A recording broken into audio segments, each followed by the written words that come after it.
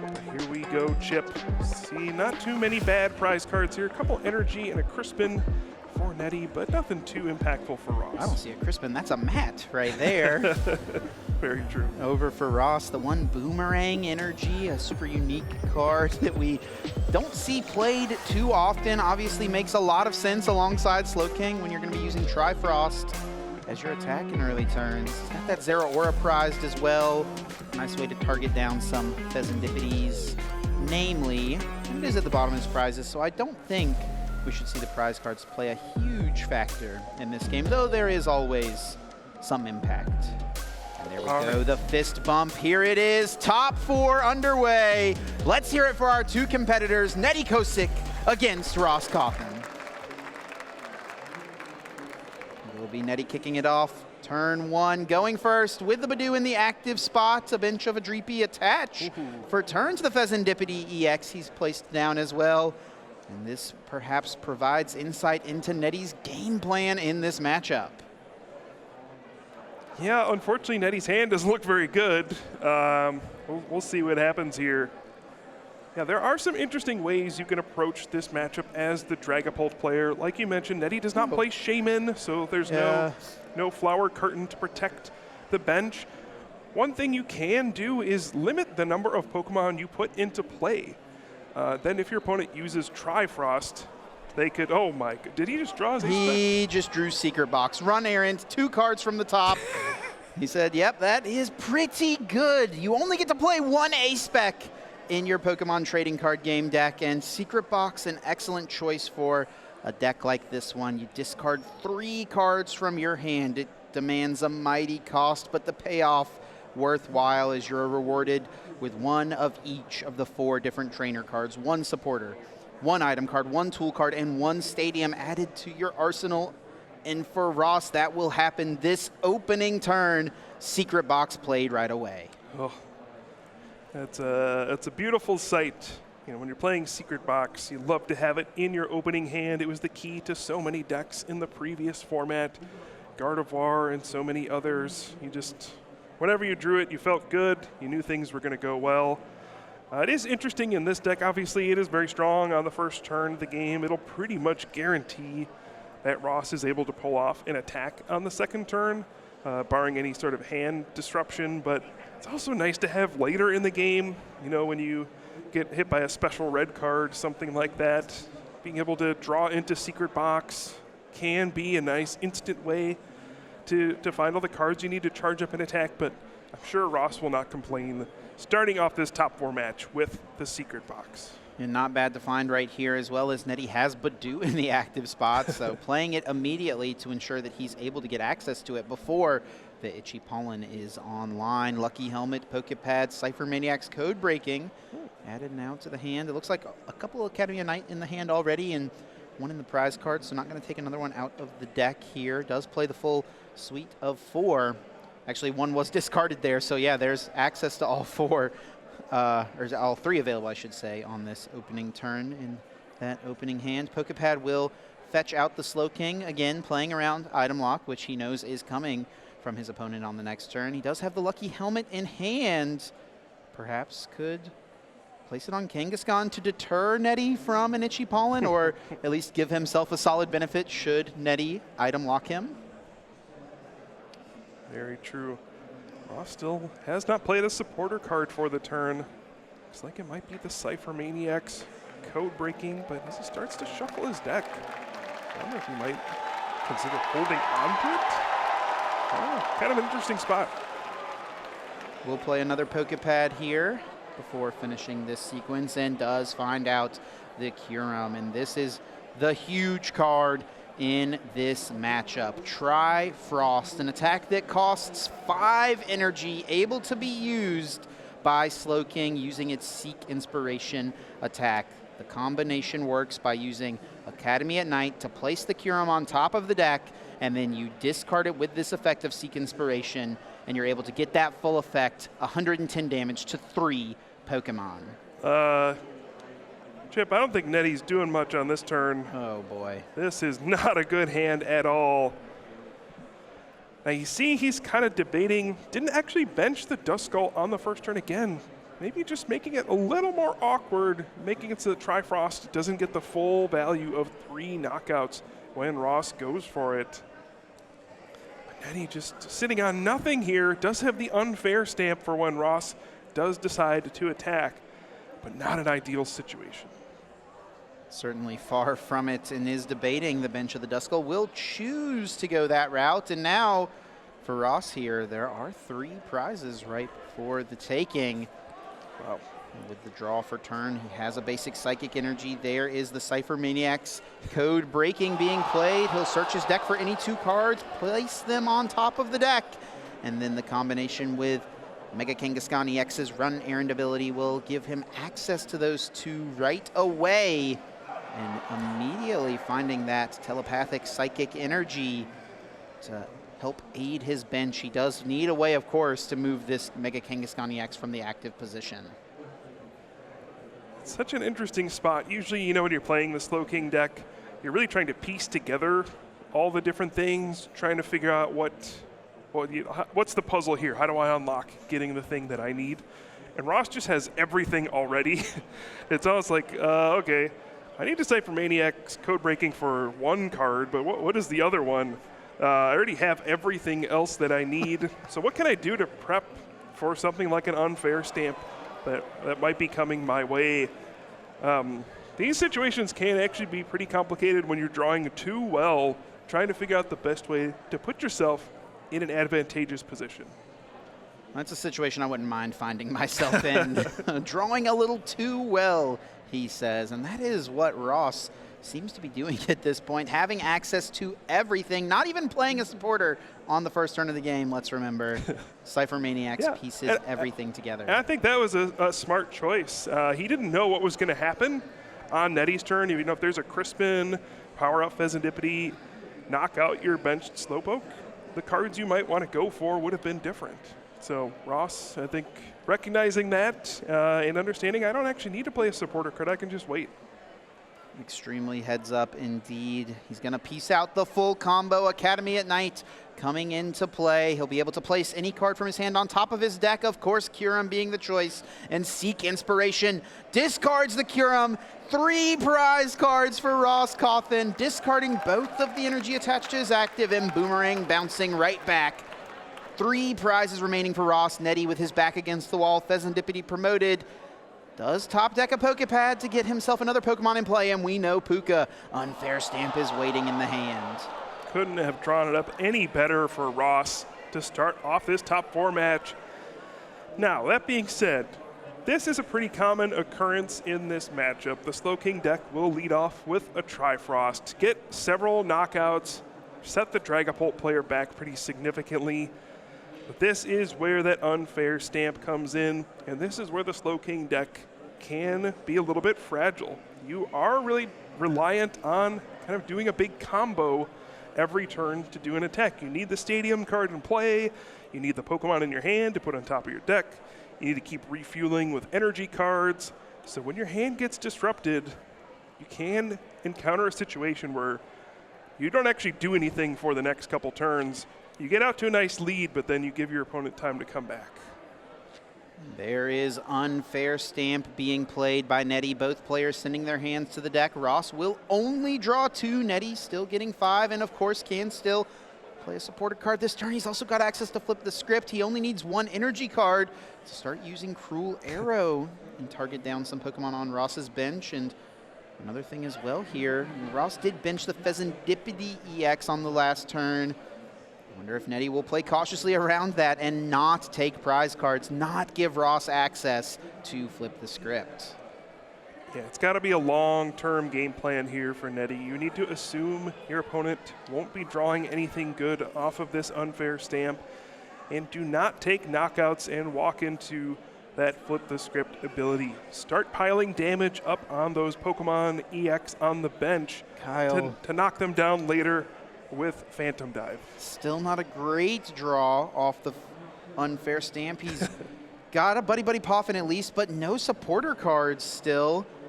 Feels incredible to have seen so many cards and not found a Lily's Determination yet. He does still have Flip the Script to have a little bit of respite and hope to find something. And continue forward with his turn. Buddy Poffin only finding one Dreepy. Now 3 cards from the top. Let's see if he finds a supporter to play. Lily's Determination added to the hand. All right, so this is really mostly what Nettie was looking for on this turn. The Unfair Stamp, an energy card, get another Dreepy down. Oh, and the stadium. Picture perfect turn for how you want to combat this aggressive start from the Slowking deck. And this stadium does multiple things here. It gets rid of the Academy at Night, so now Ross needs to find another piece, but it of course also shuts down the Mega Kangaskhan EX and its run errand ability. I think the last thing Nettie will be looking for here is the Crushing Hammer. This is a card that has really become a big player in the standard format in the last few months. This is where you can really devastate a Slowking deck. If you can draw a Crushing Hammer here, flip heads, discard the Boomerang energy, you can really set him back. Ooh, and no, Nettie is unable to find a Crushing Hammer. He does play the full 4 copies of the card and flip through the hand. It's not there. That would have been a massive opening here for Nettie to try to find a path back in. Now, of course, Ross is still only working with 2 cards. And we're actually going to see the handheld fan. Nettie really going heavy on the energy disruption with his list this weekend. Placing that on his Pheasantipity, and now the question becomes, where does the Cruel Arrow rain down? Setting up damage perhaps on one of these EX Pokemon. KOing a Slowpoke. Nettie has a few options. Thinking through all the different lines, all the paths. Which one will he take? Yeah, as we talked about before, knocking out a Slowpoke I don't think is a very good option here. You just give your opponent access to flip the script immediately, and they can draw out of it and perhaps just attack with Slowking again. You want to make their life as difficult as possible. So start piling up damage on something like Pheasantipity EX, or even go after Mega Kangaskhan EX. Set up these big Pokemon so that Dragapult EX can Phantom Dive and take a big multi-prize turn later. Here comes the Cruel Arrow, and it will be Pheasantipity targeting down Ross's Pheasantipity EX on the bench. 100 damage laid onto that. Now the draw for turn on Ross's side is the Lily's Clefairy EX, another big player in this matchup. Not going to be useful here with a full bench. Yeah, just doesn't pass. have much else. No, passing back over to Nettie, and this is the opening Nettie was hoping for. Dracloak evolved into play. Recon Directive able to be used. This is the start of a long road back into this game. Yeah, you say that, Chip, but it's not that long of a road back. You only really need a couple turns to get a Dragapult EX into play, and once you do, Slowking can start to get into trouble. Ross has taken 3 prize cards. Usually after that, the most you're going to take in a single attack is 2. He's probably going to have to attack with Slowking 2 more times to win this game. And once Dragapult EX starts using Phantom Dive, we're going to see lots of damage counters fly all over the place. And it won't take long for Nettie to actually collect all 6 of his prize cards. And we do see another piece of the puzzle here for Nettie with the Duskull being brought out. Now there is reason to pause when thinking of using Curse Blast in this exact instance. Of course, placing the damage counters would be nice, but giving Ross a prize card means he would just need to make 1 Lily's Clefairy to KO a Dragapult. So I wonder if we will even see Dusknoir come into play here. Yeah, it really depends on how much time you think you might have. If you have time to evolve all the way up to Dusknoir, I think it's probably worth it. Obviously, if you bench the Duskull, your opponent top decks something big, they could just Trifrost for the and game. You lose immediately. So lots of things you need to weigh against, and Nettie deciding it's not worth the risk. Let's just go slow and steady here. Again, make it difficult for your opponent to actually win. There is a draw for Ross. It's a Lily's Determination. And he also has the replacement stadium. That is massive, Kyle. That is his last Academy at Night. There are 2 in the discard pile, 1 in the prize cards. He had his last stadium, and he found the supporter to bail him out. Not bad. Not bad at all. Of course, didn't draw anything good off of the unfair stamp, didn't draw anything off the last draw for the turn, and finally finds a supporter card off of this one. This is a crucial turn for Ross. Needs to try to find something to put together here. There's some psychic energy, and there is a Poképad. Oh my. That is how he could find himself a Pokemon to place on top with the Academy at night. Could find a second Kyurem. Could target down both Dracloak. Does play the 2 copies of Kyurem. As long as it is in there, we know it's not prized. It looks like he has pieced the combo together, and he'll be able to try Frost and leave Nettie with just this lone Pheasantipity EX. And now there is kind of an interesting interaction between the boomerang energy and the handheld fan. There were actually a lot of questions about this earlier in the day. I'm honestly glad that you're here right now to walk through this. Please, Puka. Yeah, it's very confusing on how this works. How it is being ruled to work at this event is, you would attack, use Trifrost, the boomerang energy comes back, and then after that, handheld fan can move the boomerang energy to a benched Pokemon. So that is how this interaction works right now. You do the attack, comes back, and then the step for checking effects that happen when your Pokemon are damaged by attacks would happen after that. So the handheld fan will get to move the boomerang energy. Academy at night will be used here, placing the Kyurem on top. Seek Inspiration discards that Pokemon. Down go the pair of Dracloak. 110 damage onto the active Pheasantipity. Psychic Energy to the discard, and yes, Nettie now getting to choose where to put this boomerang energy. Yeah, and it's funny, I think if Ross got to choose, he would just not damage the Pheasantipity EX here, but you are forced to pick 3 Pokemon with Trifrost, and it will backfire. Looks like there is just a conversation at the table with our judges about this ruling, perhaps a question from one of our players, and with these high stakes games, there is a lot on the line. We want to make sure everything gets right. Can't fault anyone for that. So I'll be honest, I was really hoping this would not come up today. Well, and here it is in top 4. Yeah. So we'll have this little discussion, this back and forth, and figure out exactly how this interaction works. But as you've lined out for us, Puka, Nettie will be able to move this boomerang energy to something on the bench. I do think this is one of those things as well that even most players are just like, yeah, I don't know how this works. Can someone just tell me? Yeah. I'll believe you either way. I can interpret Both this either way. seem like reasonable rulings, to be honest. Yeah. So, but it is honestly a very big decision. It has a big impact on this game. I think Ross would love for this Yes. to still have the boomerang energy on it. Absolutely. All right, well, as we get through this, obviously Nettie is in pretty difficult position to try to come back here. Down 5 prize cards, just has the Pheasantipity EX in play. At this point, really needs to hope that Ross finds nothing in the next several turns long enough to finally get a Dragapult EX into play. That's really got to be your hope. Maybe you can find the special red card, disrupt Ross's hand again. Yeah, it looks like we're getting just this all verified.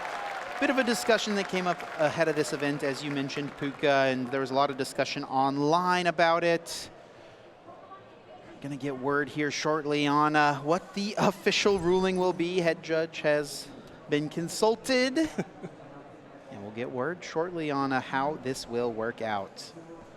Yep. Sure, no matter what, after this weekend, we'll learn the answer on how this is supposed to work out. Yeah, well, we know how it works this weekend at least, right? Yeah. Yeah, it is confusing because initially it was ruled the other way, and then at one point, after looking through kind of lots of precedent, it was determined it should work the other way, where the energy does get moved. So I think it's very fair that everybody should kind of get together and make sure that we're all on the same page on how this interaction will work. Yeah, it's crazy. Again, didn't think this would really come up. It takes a lot of very specific cards and attacks for this to really matter, but Hey, anything can happen here, I suppose. Yep. Yeah, I know these are the type of things that you've dealt with many times in your career, you know, seen these unique card interactions come up, and even to this day, I know these things come up very, very regularly, and you're often someone who helps make these things happen. Where along the line do you feel like the big confusion comes in with the steps necessary to get to this point in the attack process? Yeah, I think there's some vagueness of kind of when the boomerang energy comes back. You know, is it just after like you process damage and then effects of attack, and then it just comes back right away? Does it come back maybe at a later step after kind of everything else involving attacks? So I think that's where some of the confusion is. It's yeah, I would say it is a little bit vague about how it's supposed to work. So my interpretation of it, though, is that it does come back, and then you process the effects that happen when a Pokemon is damaged afterwards. So like that is probably where it's supposed to end up.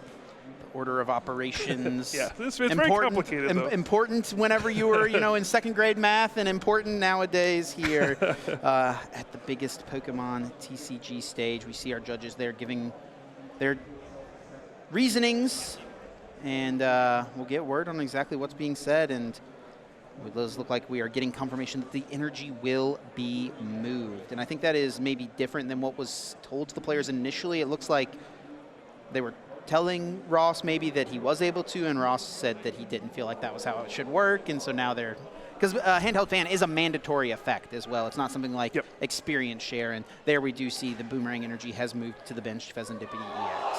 Yeah, it will certainly make Ross's life a lot more difficult in this game to try to close things out. That could be the difference in buying an extra turn here.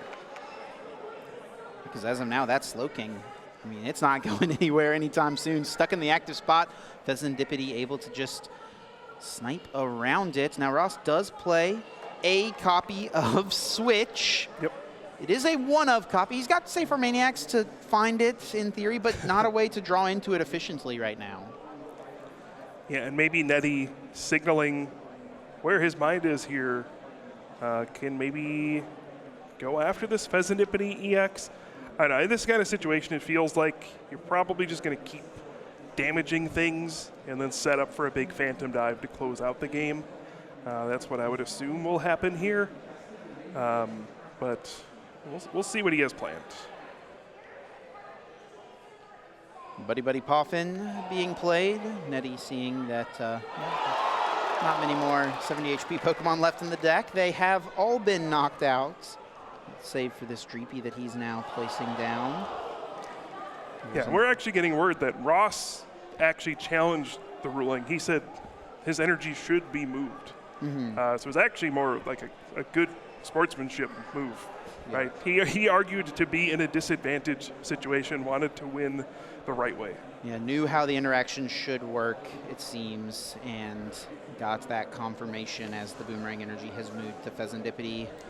Do see a Monkey Dory being added now to Nettie's hand. Of course, the damage placed on Pheasantipity can be manipulated over to Ross's side, and I actually wonder if Nettie could set up for long enough to where he could take just all 6 prize cards in one turn. That would involve Ross missing out for 4 turns, something like that. It's quite a while, but there's no draw power on his side of the field. It's going to be an awkward spot, and really your only draw supporter in the deck is the Lily's Determination. You play 4 of those. Beyond that, yikes. Now, the special red card is going to make things even more challenging for Ross, going down to 3 cards in hand. The most impactful new card from the Chaos Rising expansion.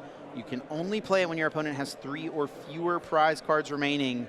And Ross is only going to draw the 3 here, and it did not look like there was much help there. I think Ultra Ball, Latias, and a Brave Bengal were offered up. And this is a spot where, you know, there's been a couple ways people have played this Slowking deck. The Boomerang Energy has kind of separated itself as the more popular and perhaps better option, but there was a while there where Power Glass was a consideration, and Power Glass really nice in instances like this one, namely against Crushing Hammers, where your opponent can get rid of all of your energy cards and try to stick a Slowking in the active spot. Yeah, I think during an interview, maybe on the first day, Ross did mention that he had tried out all the different tools. Power Glass was one of them, and ended up really liking the Lucky Helmet as a way to combat hand disruption. Felt that was the best way to go, and yeah, you could see, he kind of set himself up to, be in a spot where if he got disrupted, his Slowking got hit. A lot of time we'll see like Itchy Pollen be a response, but if that happened, he would have gotten to draw 2 cards from the Lucky Helmet. So he set himself up the best he could, but again, there's so many pieces you need to attack with Slowking. And here comes the Jamming Tower, which now, why couldn't that have been in play when the handheld fan thing happened? That would have been easy to figure out. But now Jamming Tower also does shut down the Lucky Helmet. So, I mean, maybe a world that he could knock out the Slowking, but I feel like going around it as it is stuck in the active spot. Does that thing have 3 retreat or is it 2 retreat? He's a little thick for sure. Yeah. He is not mobile, that is certain. So I think Nettie will take this opportunity to continue to spread the damage over to the bench. Set up for a bigger play in the future. Monkey Dory being established as well, perhaps hinting at Adrenabrain plays to line up. And we'll see a Cruel Arrow onto the Mega Kangaskhan EX. And now Ross drawing for turn. It is a Boomerang Energy. He can attach. Yeah, what else are you going to do? You got to attach to the active. And he's got to just hold on and clench his fists. Hope that Nettie does not flip heads on Crushing Hammers, because here it comes. Oof. Right away, played down. The secret rare version is going to hit a heads. Takes away that Boomerang. It's going to set Ross back one more turn. And that is the first hammer played as well, Puka. We were perhaps lamenting Nettie's lack of finding hammers early, but it may pay off for him here, as those are cards he'll be able to continue to find through the end of this game.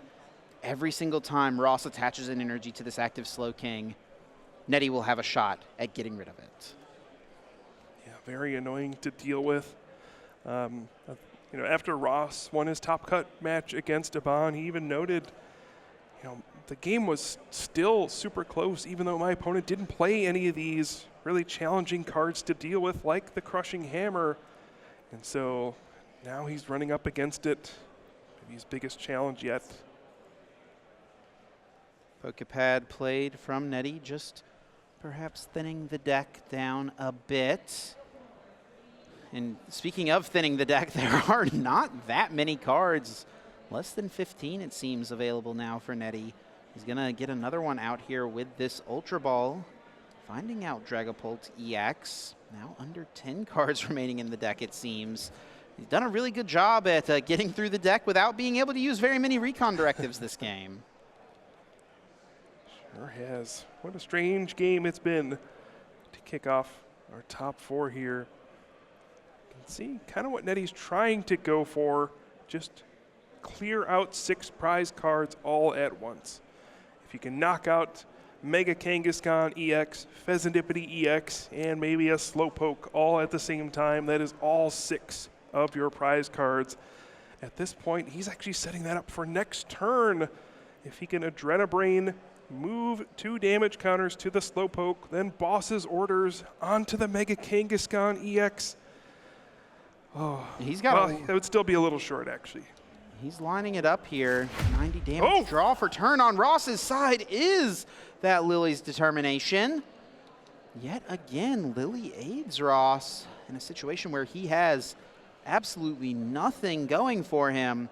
He's going to thin those other 2 cards out of his hand. Brave Bengal Latias not going to be useful. Yeah, and obviously if Nettie moves 3 damage counters to the Slowpoke, then you can put 1 on Pheasantipity, 5 on Slowpoke. Yes. Knock out Mega Kangaskhan. That's how you get to the 6 prize cards. But Ross has given himself a chance to win right here, or at the very least put a Slowking. If he can evolve both Slowpoke into Slowking, that could buy himself a turn as well. It's going to need to be an impressive combination of 6 cards.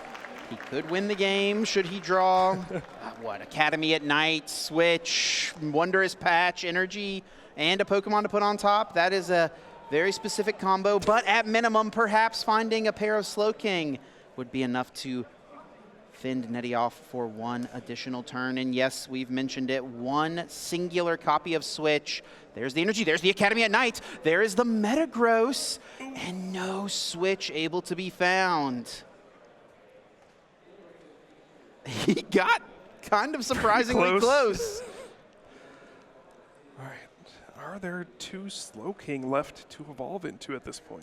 He does have Pokepad in hand. Was it just one Pokepad that he drew? It's Pokepad and an Ultra Ball, yeah.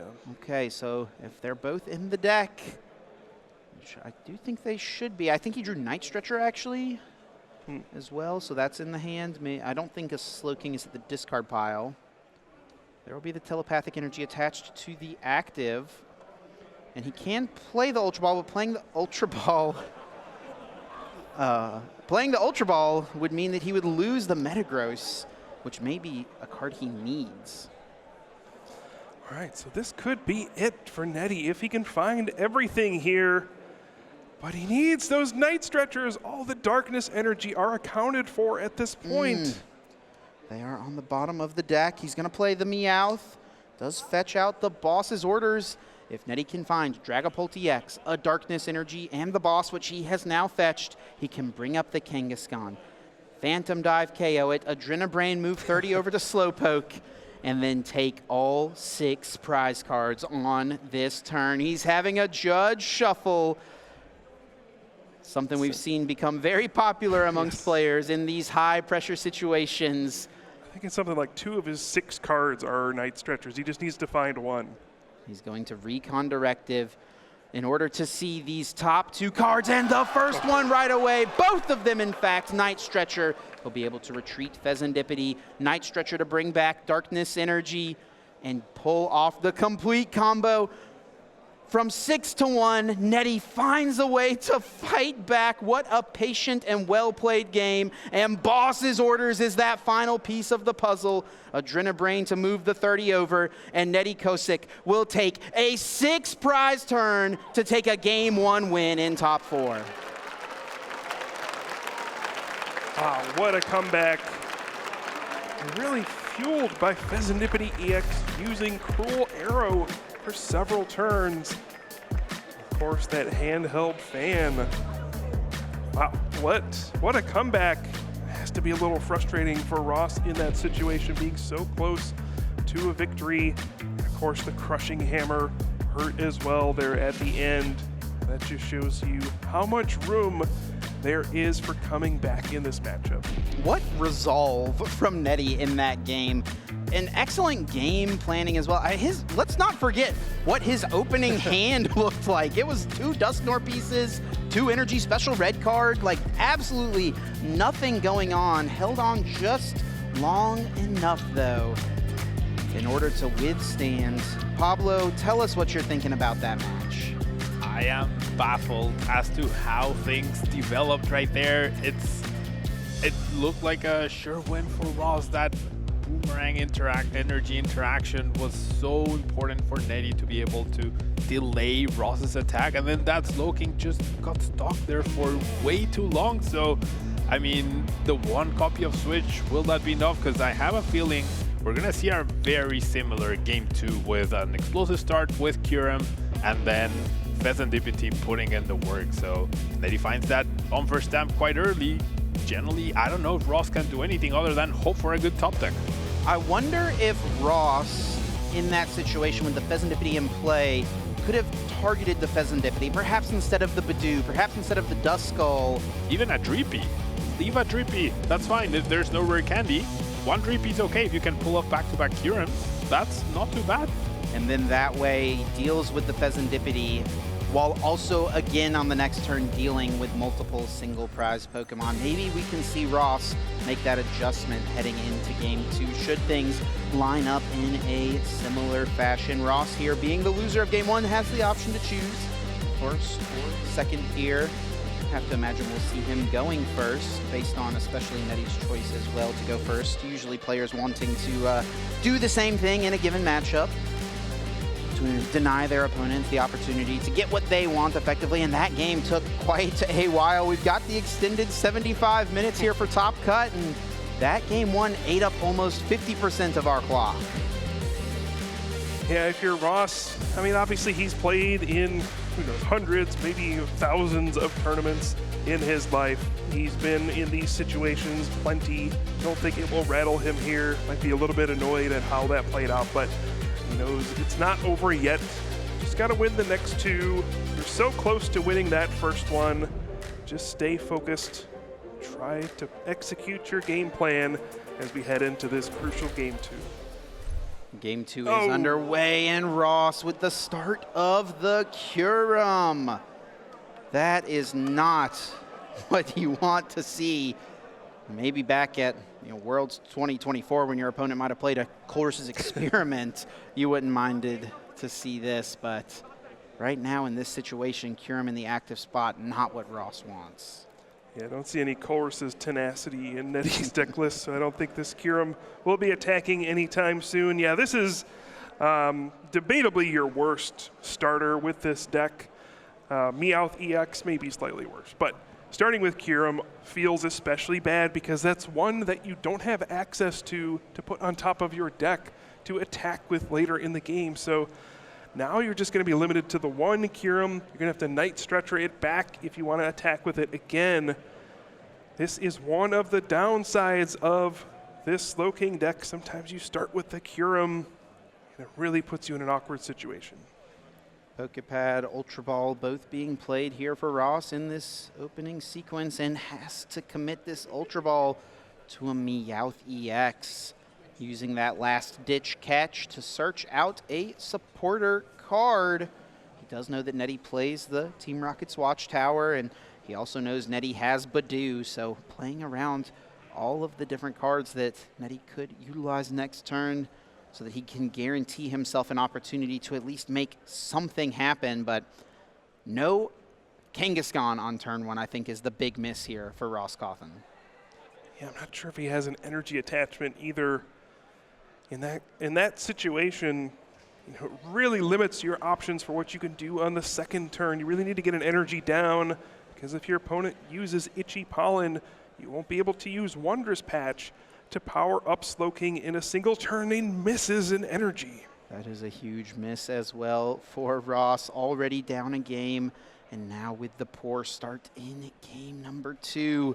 We'll see how he keeps his resolve. We'll see if he finds a way to fight back on Netty's side. We look at the prize cards, and Unfair Stamp being prized is not ideal on his side of the board. Also, a Jamming Tower is a way that he could maybe get around the Lucky Helmet triggers, but perhaps more importantly, a way to just bump Academy at night, not give Ross continual access to his own stadium.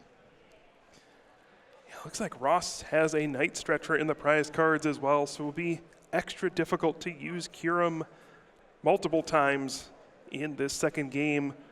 We'll see what Netty does this time around. Seems like there's a bit more to play with this time. Can access the Badoo right away. Seems like there's at least an Ultra Ball, which can grab something like a Meowth EX, get a supporter card. So we should see a much stronger start from Netty in the second game compared to the first. There is the Badoo being found from that Pokepad, and now energy attached to the active Duskull will mean that Pokemon can retreat and that Itchy Pollen will be utilized. Ultra Ball does discard that ever-powerful Crushing Hammer, but it's what had to happen if Netty wants to play this game.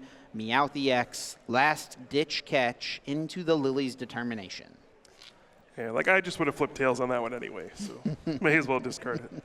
You know how many people actually think like that? A lot.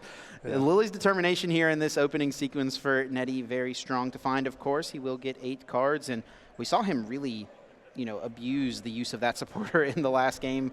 It's really what kept him in the game, just being able to draw 8 cards throughout the duration all the way to the very end.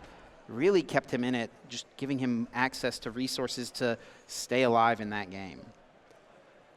I'm sure Nettie will be looking for a Buddy Buddy Poffin off of these 8 cards, or just a way to get Dreepy.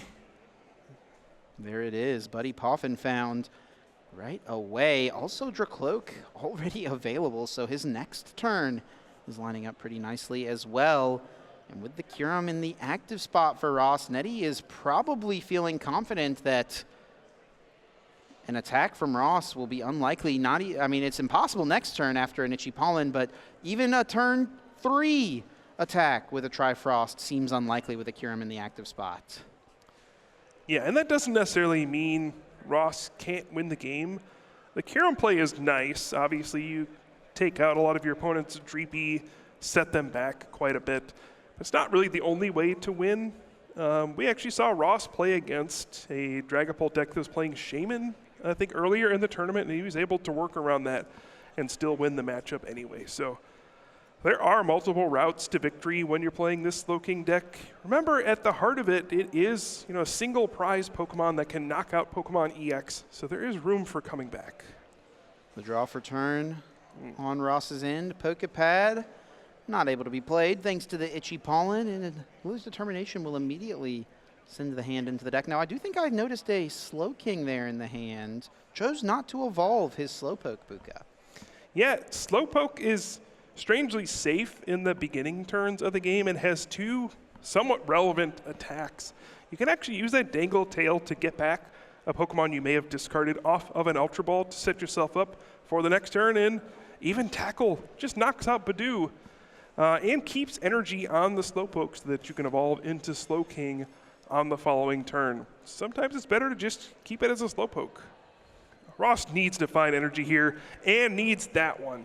Telepathic Psychic Energy. What a strong card, and really one of the reasons why this deck flows so smoothly. You can attach it to his Slowpoke, and he'll be able to search his deck for 2 Psychic Pokemon and put them directly into play. For a long time in the Pokemon TCG, Capture Energy was one of my favorite cards. It did so much for you, supplied your energy for turn, and found you basic Pokemon. I know, Puka, back in your competitive days as well, Call Energy was a staple for so many years. Telepathic, a bit of a callback to both of those powerful set-up-based energies. Yeah, and one of the reasons it's so effective is it works even through Itchy Pollen. It's not an item card. Just attaching an energy lets you go search for 2 basic Psychic Pokemon, put them onto your bench. It's such a great consistency tool. One thing I do want to call out here is in the first game, Nettie really didn't push too hard to go for that Dusclops and Dusknoir with those Cursed Blast abilities. Seeing how slow Ross's start has been, he's really shifted gears and might be playing for more of one of those classic Dragapult Dusknoir board wipe situations where you use a bunch of Cursed Blast abilities, try to knock out all of your opponent's Slowking and Slowpoke in play. So I think Nettie realizing he has time to do that this game. An impressive adjustment, I would say, from Nettie, making that change on the fly, capitalizing on the situation and immediately placing 2 Dracloak into play, evolving his pair of Dreepy. Ready to use Recon Directive, but not before the flip of a Crushing Hammer, and it is a heads, discarding the Telepathic Psychic Energy. That one was massive, Chip. That's going to guarantee that Nettie's Dracloak are safe on the next turn. There won't be a Trifrost. This still could have been a bit of a perilous situation if Ross was able to use that Trifrost on the next turn, but no, now it won't be possible. A massive flip for Nettie, and perhaps one that will propel him forward to Championship Sunday. He's got to keep his head on straight, though. There is still a lot of Pokemon yet to be played. Dusclops found from the Recon Directive.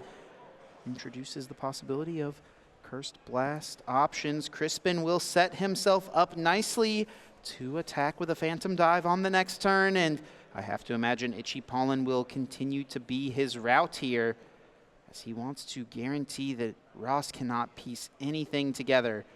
Another big miss for Ross, I would say, so far has been the lack of Kangaskhan in the active. Yep. There is no good consistent draw in this deck outside of the run errand.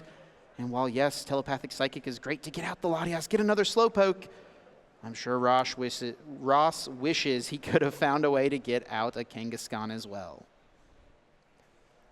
Yeah, I mean, this is perfect for Nettie. You're under no pressure. You're using the Itchy Pollen to slow down your opponent. You're going to set up your Dragapult EX for the following turn. Already have a Dusclops out. Can get Dusknoir next turn. Ooh, this is looking rough for Ross. He's prepped up both Dracloak as well. Now either of them able to attack next turn. Itchy Pollen scratches onto the Kyurem for 10 more. And Ross have to see what he can piece together. Does he have any playability out of his hand currently? Looks like something to the front. Cypher Maniac's code breaking, and with no Kangaskhan available, that means this is a very slow play. Ross is setting up for something to draw next turn, Puka. Yeah, I know it's slow king, but you can't go this slow, Chip. You got to put on some pressure eventually. If you let Dragapult EX set up without any pressure, things just generally don't end well. No pressure has been applied from Ross thus far. Nettie able to set up exactly as he wishes, and no pressure will be applied here with the slow-paced Cypher Maniac supporter being his play this turn. So Ross will stack these top two cards on, these two new cards on top of his deck and give himself something powerful to do next turn, but has not been able to be aggressive, has applied no pressure, and Nettie has fully capitalized. Yeah, we'll see if Ross has an energy attachment for the turn. He does have the boomerang energy. Okay. So he's got something, but with the Dusclops on Nettie's bench, with energies already attached to Dracloaks, and with the fire energy we know he has in hand, it is very likely that that Slow King that has now been evolved up will not be hanging around on this next turn. But I will take a pause here as Nettie's hand does not look the strongest. He'll kick off with a Recon Directive. Looks like he just had Dawn, a couple Dragapults, energy or two. It's really close. I think if Nettie finds a Night Stretcher, it's going to be a massive turn. Did discard one Dusclops earlier, which I think is what is saving this from being a complete disaster for Ross. But we do see the Dusknoir come out, and that can just knock out the Slow King straight away. Yeah, no Phantom Dive necessary for Nettie. If he can just use the Curse Blast and deal with the Slow King on its own, it's not necessary to place damage counters in any other way. We do see Crushing Hammer and the Team Rocket's Watchtower off the draw here. Now, this is a situation where Nettie could perhaps think about, what did Ross put on top of his deck? He's not done much of anything. Maybe Kangaskhan is the Pokemon he laid up top, along with another good card to draw for turn. Rocket's Watchtower would be a nice response if that's the route Ross went. Very true, and we do see the Cursed Blast coming in, putting 13 damage counters on that Slow King, taking a knockout. Nettie does take a prize card, but it was not the Night Stretcher down at the bottom. So close. Takes the Lily's Determination right next to it. Ross also, of course, awarded with a prize card there, that Telepathic Psychic Energy. Nettie evolving into his Dragapult EX. Phantom Dive, ready to go. Yeah, but unfortunately, now Ross is back to having no energy cards in play. Nettie still doesn't have to be aggressive here, can just use Itchy Pollen one more time, maybe try to set up a play for next turn, can maybe just play like a Lily's Determination, try to draw into Boss's Orders for on the following turn. Now there's no reason that you really need to do anything on this turn besides Itchy Pollen once again. Looks like Nettie is debating an Ultra Ball, perhaps wanting to start working on his next Dracloak. Another Dreepy could hit the field here. We do see a Dragapult and a Dawn both going down. Searching out any Pokemon that he would like. And indeed, Dreepy is the choice. I think we've seen great patience from Nettie so far. Seems to have a very strong understanding of this matchup. What can he do here to keep his advantage in this situation? Does play the Watchtower. How has he not played a supporter yet? Yeah, I know. He's done so much this turn, and yet somehow a supporter card had not yet been played, as Lily's Determination will close out his sequence here, sending the hand to the deck. I think actually it was the last card in his hand, and now he will draw 6 new cards. And again, I think this is mostly a setup for the next turn. Trying to draw maybe a boss's orders for the next turn, maybe trying to draw into Night Stretcher so you can get that Dusclops, set up some big plays. I would be surprised if we saw anything besides another Itchy Pollen here, but we'll see. It might depend on what Nettie drew off of this Lily's Determination. Pokepad finding out a Dracloak. Add that to the hand, and while it may seem safe for Nettie to start attacking with his Dragapult, it is technically possible for Ross to respond and KO the Dragapult, be it with some Slowpoke, Slowking combination, or be it with the Lily's Clefairy EX. So will Nettie play cautiously yet a little bit longer, remain patient, and continue up with the Itchy Pollen? I think this may be the debate he's having right now. Oh, he is going to pounce. Here comes Dragapult EX. Maybe determining, Ross did put 2 cards on top of the deck, maybe assuming another Itchy Pollen was coming. And maybe Nettie trying to get a read here, being aggressive instead. And let's see, what did Ross put on top of his deck? That is going to be a huge reveal here in just a moment. And perhaps Nettie feeling safer to do this play, because I do not believe Ross has a basic Psychic Energy in his discard pile. I think it's just been Telepathics and Boomerangs thus far, so it feels very difficult for Ross to piece together a knockout this turn. He would have to find a way to discard a Psychic Energy and find the Lily's Clefairy or Slowking and find a way to get that Pokemon rolling. He's going to send up the Meowth after it gets hit from the Phantom Dive, and it was a Lily's Determination placed on the top of Ross's deck. Okay, so now the item cards are unlocked for Ross. There are several options he can go for here. Obviously, he's going to need to draw a combination of cards in some way or other. Let's see what he decides is the proper route. You have to think Lily's Clefairy EX has to be part of the equation. But now look at how many kind of low HP Pokemon EX he's had to put onto his board. There's so many targets for Nettie to go after, especially when you factor that Dusclops into the mix that can come in later to drop 5 damage counters onto a Pokemon. That Meowth EX can be in danger later. Nettie has set himself up to win in 2 attacks regardless of what Ross does. KO a Lily's Clefairy, place 6 on Meowth, and KO or just hit into whatever Ross has in his active spot, and 6 more damage counters on Meowth leads to Nettie's 6 prize card map. Telepathic Psychic Energy was found for Ross. Was able to attach it to Slowpoke, brought out another Slowpoke and a Lily's Clefairy, evolved into Slowking, found off of a Pokepad, and now the Lily's Determination will just be for 6. A benefit as well of Nettie using the Curse Blast does mean Ross only gets 6 here as opposed to the 8 he would like. I'm trying to think what would be the ideal attack for Ross to use on this turn, and I think it's still Trifrost. If you can knock out the Duskull, the Dracloak, the Dreepy, go down to 2 prize cards, your opponent wouldn't have a way to necessarily win. If there's a way to do it, it's probably unlocked through the secret box, and there is already a basic Psychic in hand. Academy at Night found as well. That is a way to discard a basic energy. And the Academy at Night available.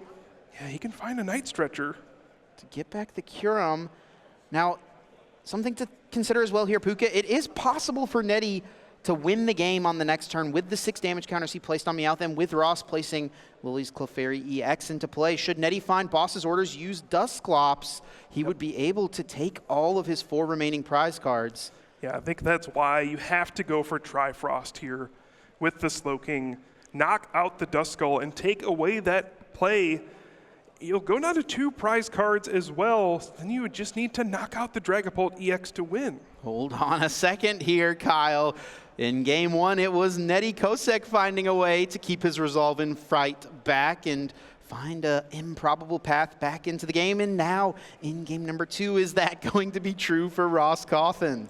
Still an uphill battle, but he has played the Secret Box. He's put that Psychic Energy down. He already has the Wondrous Patch in hand to offer up that acceleration. And Brave Bengal, the Poképad, the Academy at Night, all found from Secret Box, will piece together whatever Pokemon Ross wants to use to copy with Seek Inspiration. Whew, what a draw for Ross off this Lily's Determination. You have to wonder if Nettie, now regretting getting aggressive with the Phantom Dive, could have played it a little safer with the Itchy Pollen. This is what can happen when you take a small risk like this. Opens the door for your opponent. I'll be curious to see which Pokemon, which Pokemon will Ross go after here. Dracloak is the easy one, Duskull the other easy one. There is an argument for Badoo to maybe take away that Itchy Pollen. Or will he go for the Dreepy just to cut off any potential recon directives? Not sure how strong Nettie's hand is here. Here is the Seek Inspiration, there is the Trifrost, and indeed down goes the Dreepy, trying to cut Nettie off of his draw. Ross finding a way back into the game, jumping ahead in the prize race. I don't think I would have expected this to happen, Puka, based on the opening turns, but somehow these players find a way to impress us, and Ross has been doing it for... That's not a great hand, Chip. That's not a good hand for this situation at all. There's no special red card. The unfair stamp is still in the prize cards. No Pheasantipity in order to draw more cards. Nettie not left with much. And Ross is going to be able to keep his hand that he built up last turn through the use of Secret Box. And all Ross needs here to close out the game is a Lily's Clefairy to KO Dragapult EX. Now, what will Nettie do to get around this, perhaps? Now, this is a spot where players could capitalize on list knowledge, right? Nettie knows Ross is 60, had a moment to look over it before the game. Pretty uncommon anyways to see Boss's Orders in a Slowking deck, so maybe he would move his Dragapult to the bench and use Itchy Pollen for a turn, try to reestablish, try to bide time to find that special red card. We'll see what route he goes. He's attached a basic Darkness Energy to Meowth, and he will go for Lily's Determination as his supporter. Yeah, it's going to be so awkward. We do know Ross does have that Zera Aura, which could be a way to go after the Meowth EX. I wonder if Nettie's trying to set up some sort of play where he gets the Meowth out of play? Is that even realistic at this stage? I mean, he's now just a Crispin away, and he did bring an energy back with that Night Stretcher, so Crispin more live after the Lily's Determination. I suppose the other thing you could do is just Jet Headbutt 70. Don't take the knockout. Force your opponent to have a switch. It's a way to kind of set up multiple knockouts for the following turn. Yeah, the cost of Ross's Trifrost last turn, of course, was to discard all the energy from the Slowking, and he did not have a Boomerang energy attached. So as of now, that Slowking is just kind of stuck waiting in the active, as we saw through the majority of Game 1. I do believe that switch is still left in the deck for Ross, so that play is available if Nettie does not go for the Itchy Pollen. So many difficult decisions at this stage. And Nettie's got the Pheasantipity in hand, so he could bench it, but then that's 2 targets for Zeraora, so getting the Meowth out of play doesn't seem worth it ever if he does want to go that route, but perhaps he wants to dig for something else here this turn. Yeah, what's he digging for, though? uses the Academy at Night. And this is really smart. I think he just put an energy on top of the deck. So this will unlock the ability for Crispin in the future. He is going to go with the Phantom Dive here, Puka. He's going to place 6 damage counters onto the Meowth EX, and Ross Coffin could win the game this turn. He does need to find, does he need 2 more benched Pokemon here? There's a Slowpoke, there's a Kangaskhan, there is 1 Boomerang energy. I think he may just need a Wondrous Patch, and he'll be able to take down this Dragapult EX and take his final 2 prizes. I think Ross is really close. It's going to come down to what he draws from this Lily's Determination. He's got the Pokemon to thin out of his deck. He'll place them into play. He's also got an Ultra Ball to thin even a little bit further. He can get a Slow King out of the deck and evolve it. So thinning as much as possible. And you can flip the script. He can go for Pheasantipity EX in this situation. There was a knockout taken. That's a great point. That's a great point. Pheasantipity is on the table here. He does play 3 Wondrous Patch. I do believe just 1 has been utilized this game, so only 1 in the discard pile, 2 still available. And flip the script has been found. Yeah, and this is one of those really tricky situations. How do you want to sequence this? As it stands right now, Ross is really close to finding a knockout here, but you may want to do the Lily's Determination and then flip the script afterwards. Maybe you just commit to attaching to Lily's Clefairy. Make it so that all you have to draw is the Wondrous Patch to win the game. Go all in on this play, but no, Ross will use Pheasantipity EX, and right away the first card is that Wondrous Patch. The Psychic Energy is in the discard pile, and he's got it all lined up, bringing that Psychic Energy back, attaching the Boomerang Energy, benching 1 last Pokemon, and Lily's Clefairy's Full Moon Rondo takes down Dragapult. We're going to Game 3. It's not done yet, Chip. Ross Cawthon ties up the series. 2 just bizarre back and forth games. Both players had massive leads and blew them in both games so far. Oh my goodness. What is going to happen in our 3rd game? Everything's going to go perfectly according to plan. Nobody is going to have to find some massive path back in. That's the only thing that seems fair after the 2 incredible games we just witnessed. What resolve, what patience, what... I am at a loss for words here, Puka. These 2 players just sticking that game out for each of them. Game 1 for Nettie, all but over, found a way back. Game 2 for Ross. His tournament run was over. Yeah. He may have been looking for the prize pickup wall, and he no longer needs to do that. He's headed for Game 3. You can see a change in body language as well. After that first game, Nettie looked very confident, very poised. And after that second one, shaking his head, realizing that one just slipped away. Both of these players will have to stay focused as we go into this 3rd and deciding game to see who advances to the finals. And that is right. 1 more game does send one of these players to Championship Sunday. Incredible stories all around. Would love to see either of these players, of course, competing in our Championship Sunday, but it can only be one of them. And I'm curious, Pablo, what do you think were some of the key moments of this game? I mean, it feels like the story so far is don't get ahead, right? Like, Nettie had so many free turns of Ichipollen, so many turns to establish a board. Maybe he didn't do it enough. I needed to evolve into more Dragapults, just have those set up, protect from a possible Kyurem. Got a little overconfident, and then Ross was able to capitalize on that. So if you're gonna get ahead, whether you're Ross or Nettie, you need a very strong board behind your attacker, because you know as soon as there's item cards or as soon as there's a KO, there's gonna be a strong response from your opponent. What a set we have experienced thus far. And let's not forget, folks, this is just our first of 2 top 4 matches this evening. And now, Puka, there is one other factor to throw into the mix. 12 minutes left on the clock. That certainly could become a factor here. We have seen 2 extremely grindy games up to this point. I think it is pretty likely that we find ourselves in a +3 turns situation. We will certainly see, Chip. We're kicking off game number 3. Nettie will be going first. Once again, Ross with a much better starter in this game. Not the Kyurem this time, but the Latias EX. Nice one to start with. Does have that flexibility with the Skyliner ability, so hopefully we see a great 3rd game here. And a bit of an update to our timer, adjusted for that judge call. 16 minutes now for this game number 3. Nettie with the prize cards, a pair of Lily's Determination. Not ideal, but yes, that Team Rocket's Watchtower. may slow Ross Cawthon down. Of course, Kangaskhan's run errand ability extremely important for his deck's draw engine. Though it wasn't a problem in game number 2, didn't use that ability one single time.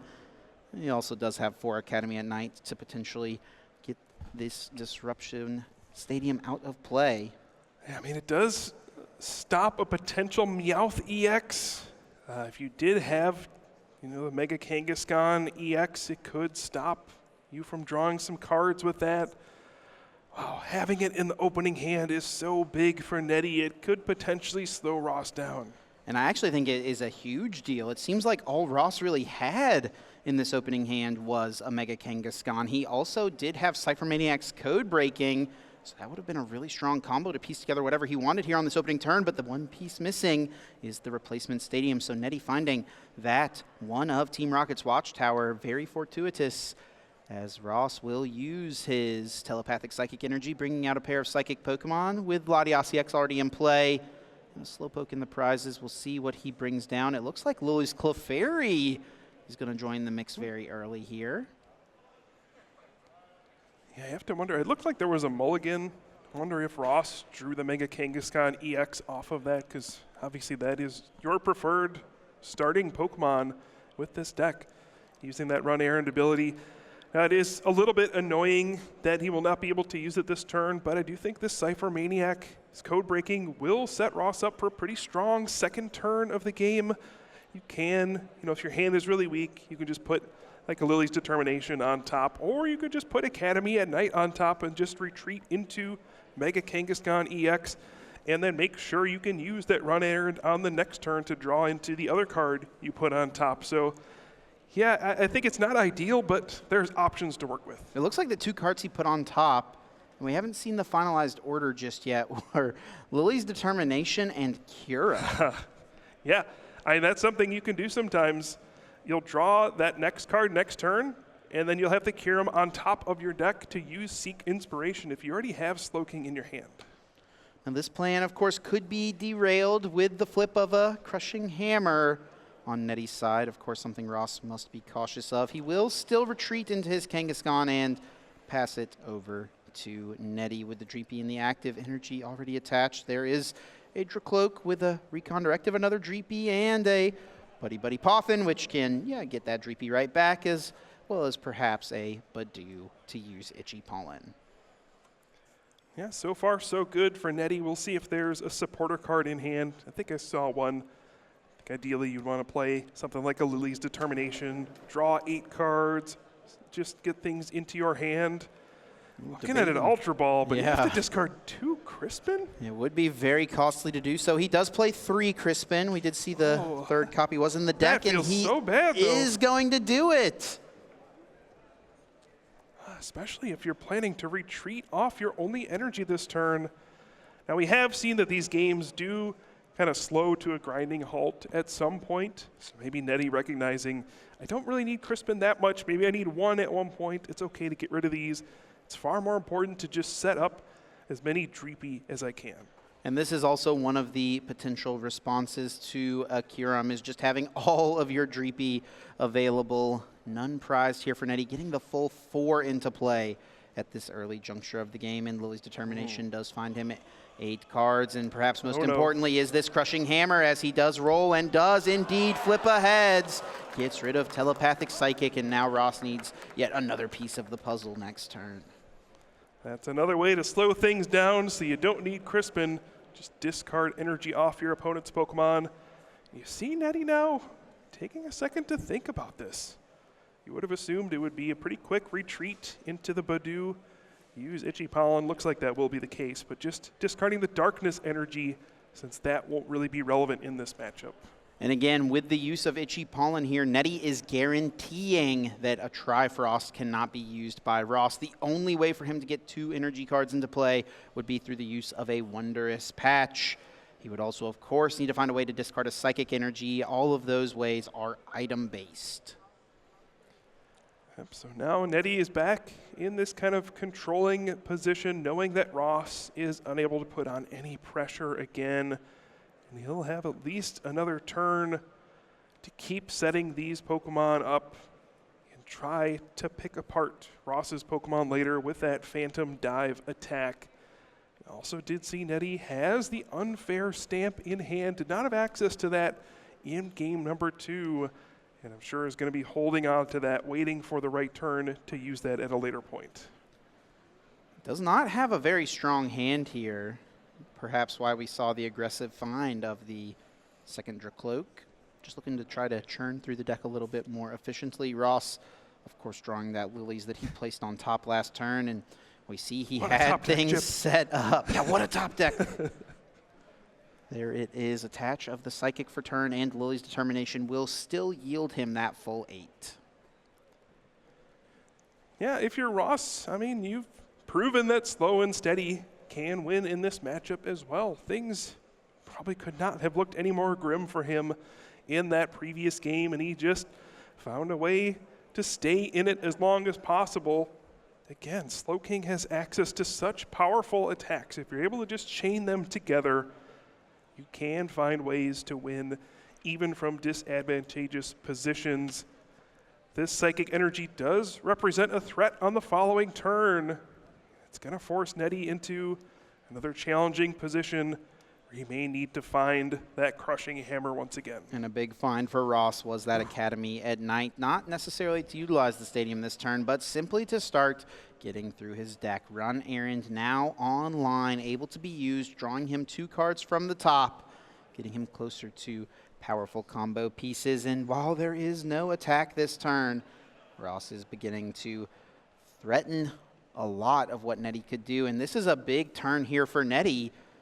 I feel like he may feel the pressure to find a Dragapult EX, but not before the flip of a Crushing Hammer, and this one does fall tails.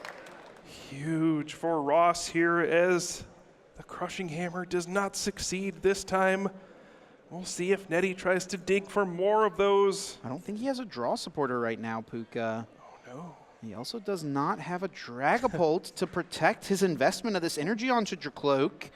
And with the flip of the tails and the Crushing Hammer, it's very likely that Ross will piece together the Kyurem attack. He has no replacement stadium. He has no draw power, no Dragapult, no Ultra Balls.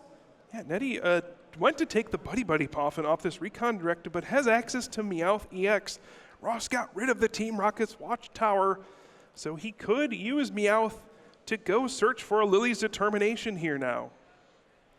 He will keep the Meowth, and indeed, down it comes. Last ditch catch. Nope, just kidding. It was a Pokepad. Let's do the Recon Directive first. I think Nettie will be looking for a Crushing Hammer, or maybe just even finding a Lily's Determination off of this.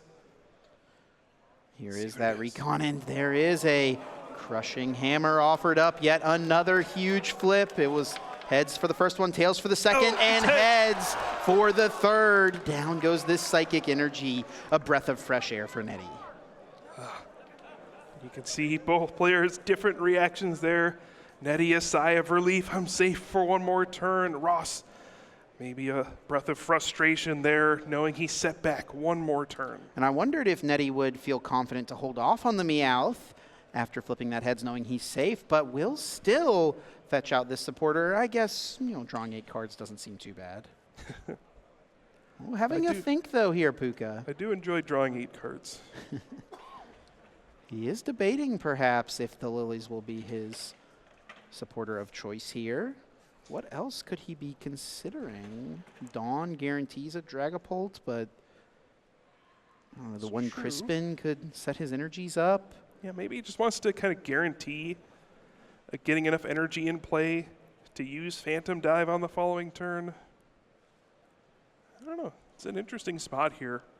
I certainly would have assumed Lily's Determination would be the pick here. One other thing to note, I mean, in this situation, now Nettie has no open bench spaces, so we definitely won't see Dusclops, Dusknoir come into play on this game. There's also currently no space for like a Pheasantipede EX. I wonder if that could potentially open up any interesting lines of play for Ross. Grabbed out the Crispin and will play this supporter card. Powering up a pair of Dracloak here. Interesting that he felt pressured to get these energies in play after removing Ross's from his side of the field, as we do. We'll now tick up to 8 minutes on the clock. Looks like another adjustment made here. It does look like there has been a warning given to Nettie, a 2-minute extension given to these players, and a warning for pace of play. Obviously, this is a tense moment here. The winner moves on to Championship Sunday. For Nettie, it will be maybe the first time in the finals of a major event for the Pokemon TCG. For Ross Cawthon, it's an opportunity to maybe capture an international championship victory, add something huge to his resume, to his legacy as one of the greats that we've seen here in the Pokemon TCG.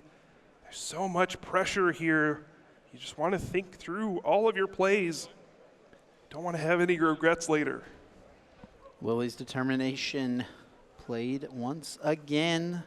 Bit of a stalemate in this opening sequence here.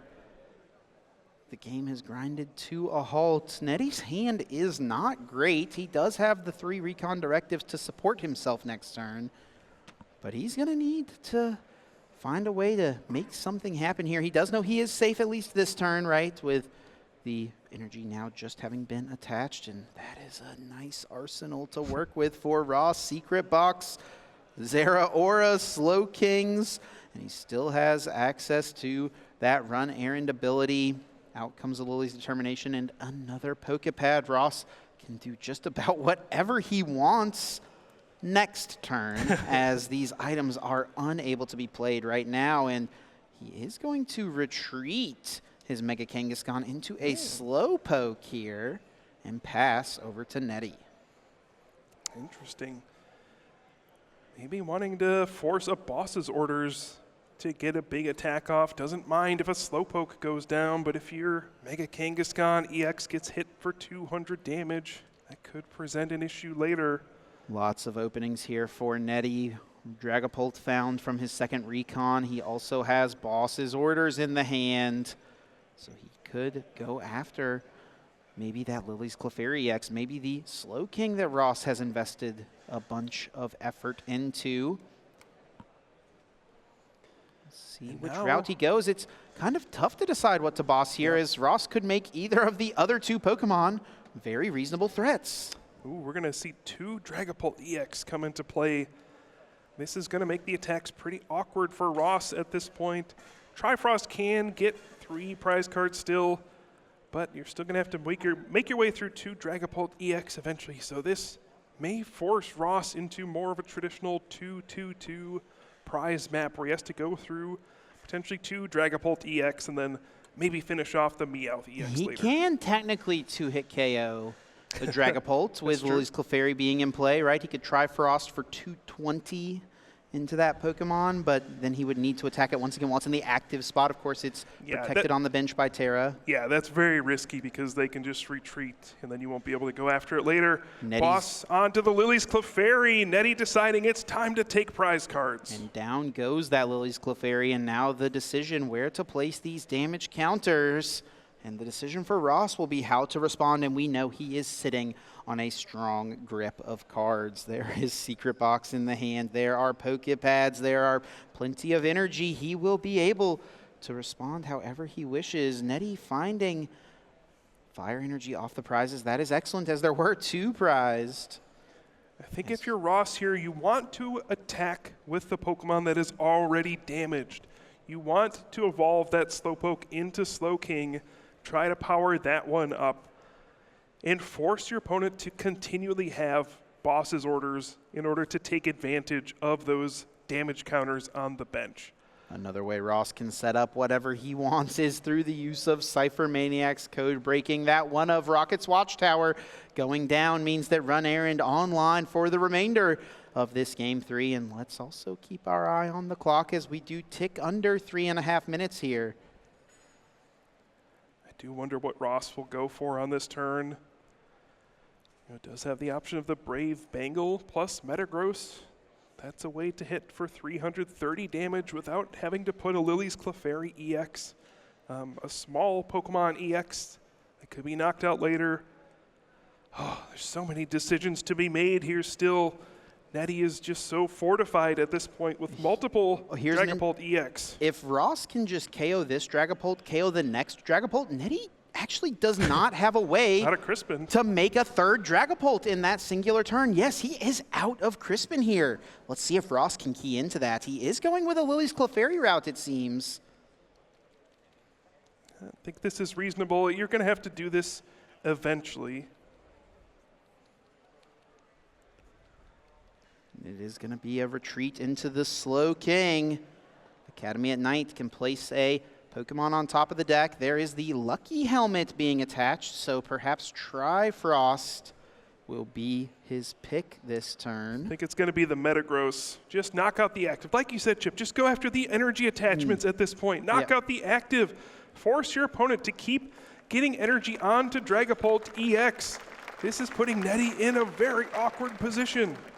And that is the route Ross goes. Brave Bengal not necessary with the bench of the Lily's Clefairy EX, hitting for 600 damage into that Dragapult EX. Nettie promoting the Badoo.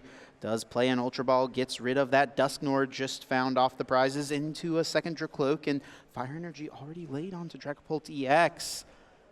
But Puka, after this Pokemon attacks, Nettie's going to have a really hard time making another attacker. Yeah, you got to think the unfair stamp is Nettie's plan at this point. Now, Ross did try to brace for that a little bit with the Lucky Helmet. Also has the Mega Kangaskhan EX on the bench. If Nettie could find something like unfair stamp and boss's orders this turn, that is possible. Or perhaps unfair stamp and jamming tower, but it will be the boss's orders up on that Lily's Clefairy X, and here comes that unfair stamp, sending both players' hands into the deck. Ross will be left once again with only 2 cards, but different from previous games, Puka. He will be able to promote Mega Kangaskhan after this KO. He will have some draw power available. Yeah, I think the challenge for Ross is going to be he needs to get another Lily's Clefairy after this. He's already down 1 Night Stretcher, I believe. I think Nettie's going to go down to 1 prize card after this. You can knock out the active Lily's Clefairy EX, knock out the Slowpoke on the bench. You can even sprinkle some damage counters elsewhere. Yeah, and that actually is pretty relevant as well, as sprinkling some damage counters on Slowpoke means you can Jet Headbutt it for your final prize card. Absolutely. So that would mean Ross would need to find another Slow King, just another thing. And he needs to find all of this off of just unfair stamp. And maybe even a Dusclops works into the mix here, Puka. The late Dusclops could be huge. Just thinking through, will fail the first Buddy Poffin and successfully hit on the second, just thinning out as many of his cards as possible. Pokepad searches out the Dusclops, preparing for the potential of this ghost Pokemon. Yeah, you can see what the plan is for Nettie at this point. Get your 3 prize cards here, and then try to set up just an easy knockout at the end, a Cursed Blast and a Jet Headbutt. You know, if Ross has to use Slow King, you can just attack the active and get your last prize card. Even if he does it, you could just find 1 more boss's orders, go after another Slowpoke or Slow King on the bench. It might put Ross in a position where he needs to power up Lily's Clefairy EX in this situation. Great planning by Nettie. And a Crushing Hammer, his 4th and final one, does find a heads. That is another huge flip here for Nettie. Also want to call out that Ross's bench is full currently, but if Nettie goes for this Phantom Dive and takes 3 prize cards, it'll potentially free up 2 spots, 1 for Pheasantipity EX to flip the script, another for Lily's Clefairy EX. And Puka, we have entered turns. We are currently on turn 0. Nettie will complete this one, and then Ross will have turn 1, Nettie turn 2, and then Ross turn 3. I do believe this game will conclude before those 3 final turns, but perhaps a quick refresher, Puka, on how these top cut time rules work. Yeah, we're going to get 3 turns. Nettie's currently turn 0. Ross will be turn 1. Then it'll go back to Nettie for 2, and then Ross will have the final turn. And then if the game doesn't conclude by then, whoever has fewer prize cards remaining will be the winner. And I agree with you, Chip. I do think this is going to end either way. And a big moment here is, can Ross respond? Draws for turn, finds a Pokepad, second Slowking. This is not a great hand. It's not ideal. He does have Kangaskhan to rely on, and rely on it he may need to do. Can thin out a card that he doesn't want to see with this Pokepad perhaps, but no, will be a run errand initially here. Academy at Night and a Psychic. There is no playability here, Kyle. So much to get to this point, and now Ross, there's no way to KO this active Dragapult. He can attack with Slowking, he can discard a Pokemon, but he will not be able to get a one-hit knockout. There's no Lily's Clefairy play. There's no Brave Bengal on the Slowking. He doesn't play something like the Annihilate we've seen from Slowking players in the past. He has no way to get through this active. Yep. Annihilate also probably wouldn't be a good idea, knocking yourself out at this stage. Go down with honor, right? Yeah, that's fair. No, is this the end of the road for Ross Cawthon? This is where the time might not be in his favor. You can leave Mega Kangaskhan EX in the active spot. But now there's the Dusclops, and Nettie will take the knockout on the bench, Slowking, and move into the finals. What a game. What a set. Incredible play from both of these players. And it is Nettie Kosick punching his ticket to Championship Sunday. He keeps that dream alive of becoming an international champion. Trainers, the 2026 Pokémon World Championships are taking place from August 28 to 30, and you can earn special Pokémon TCG Live rewards through Twitch drops. Watch live on twitch.tv/Pokémon TCG to earn rewards from Mega Evolution Pitch Black, like 6 booster packs and a mixed rarity Zero or Replay set, including 2 special illustration rare versions. And it does not stop there. You can also earn the exclusive 2026 Worlds Crate. That includes Worlds cosmetic items and so much more. Minimum watch time required to earn rewards. Requirements may vary. Terms apply. Visit rewards.pokemon.com for more information.